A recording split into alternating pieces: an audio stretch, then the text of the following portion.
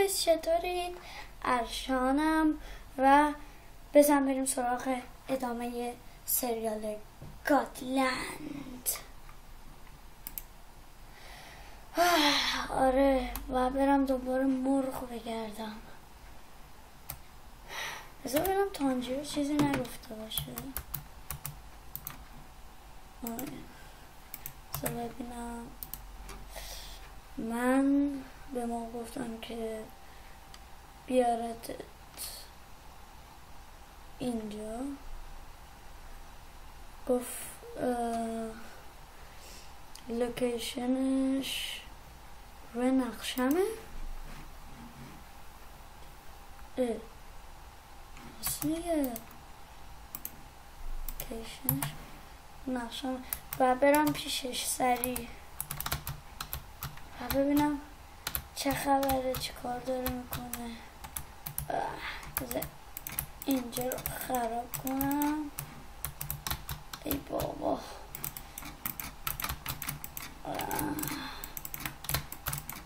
خراب کنم اینجا رو، برم بالا. یه خونه چقدر نزدیک.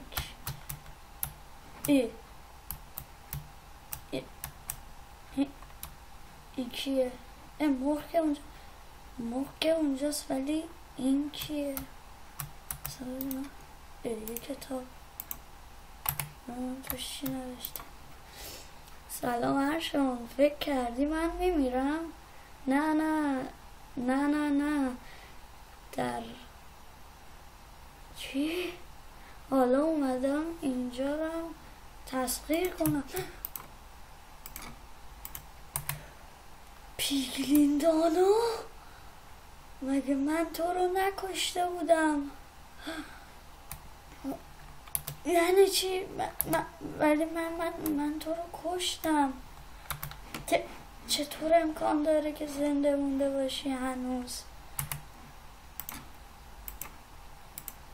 ولی این امکان نداره. نه نه نه، من تو رو کشتم. چطوری هنوز زنده موندی؟ لعنت بهش.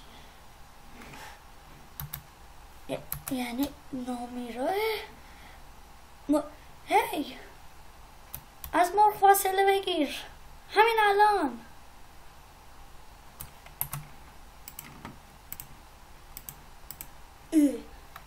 این کیه دیگه؟ بگو ببینم با مرغ چی کار کرد؟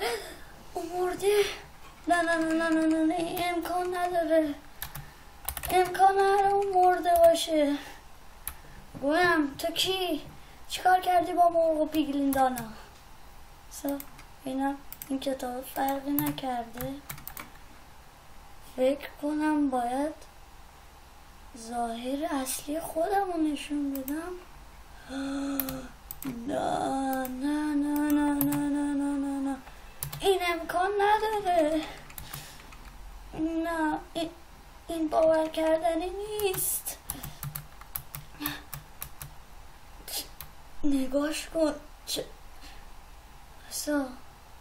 اون علامت پیشونیش چقدر شبیه تانجیروه. نه برنم، تو نسبت خانوادگی با تانجیرو داری؟ نه فکر نکنم همچین چیزی باشه. پس که اینطور این شکل اصلی خودته ها؟ اون شمشیره چیه؟ چطوری یه شیطان یه شمشیر نیچیرین دستشه؟ این باور نکردنیه. نه نه نه نه نه نه نه، این غیر ممکنه. نمیتونم اینو درکش کنم. نه، مرغو کشتی. باور کردنی نیست. نمیشه. میکشمت. آره من تو رو میکشم. باید سریعا یه کاری انجام بدم. انتقام مرغ رو میگیرم. اینجا ببینم، بس اینجا رو خراب کنم. اینجا ببینم.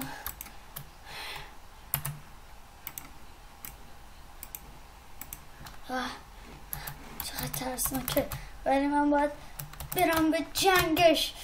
اینجا منو کش.